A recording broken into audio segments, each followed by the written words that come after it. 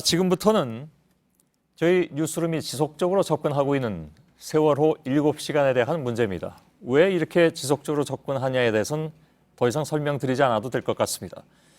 어제 열린 구치소 현장 청문회에서 정호성 전 부속비서관이 세월호 참사 당일 대통령의 행적에 대해서 입을 처음으로 열었죠.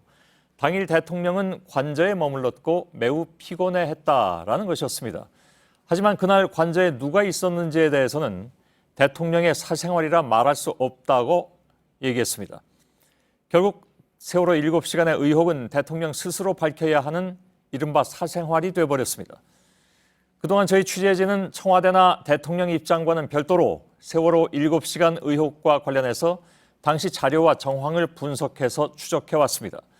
그 과정에서 세월호 참사 닷새 후인 4월 21일 대통령 얼굴 사진에서 피부 미용 시술 흔적을 발견했고 이것을 지난주에 저희가 보도를 해드렸습니다.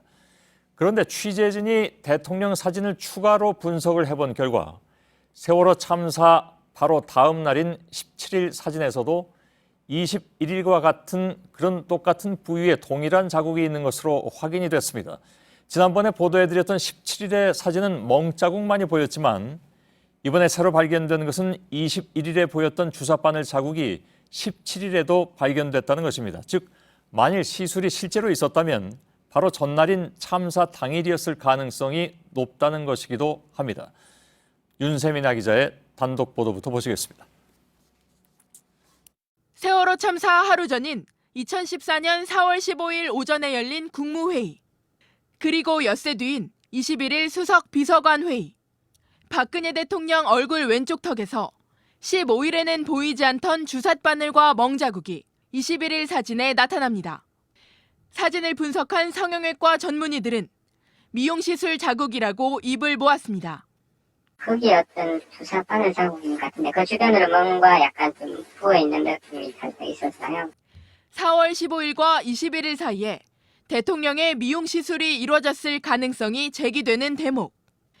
그런데 당시 대통령 사진을 추가 분석한 결과 세월호 참사 바로 다음 날인 17일 사진에서도 21일과 같은 부위에 동일한 자국이 있는 것으로 확인됐습니다. 이견이 없을 정도로 비슷하게 보이는데요. 이전 시술한 게 좀 천천히 멍이 빠진 게 아닌가 싶은데요.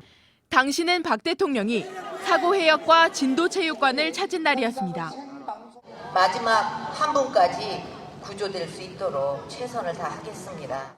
성형외과 전문의들에 따르면 17일과 21일 사진에 보인 자국은 실 리프팅 시술 흔적이라는 분석이 가장 많았습니다.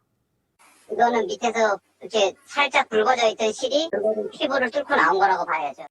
실수술일 가능성이 높다고 보통 얘기하실 거예요, 아마. 청와대에 따르면 4월 17일 대통령이 진도를 향해 성남공항을 출발한 시각은 오전 9시 35분.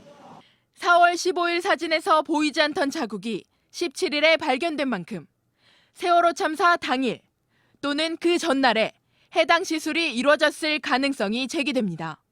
이에 대해 청와대 관계자는 세월호 당일 어떤 시술을 받았다는 건 있을 수 없는 일이라고 밝혔습니다. JTBC 윤세민아입니다.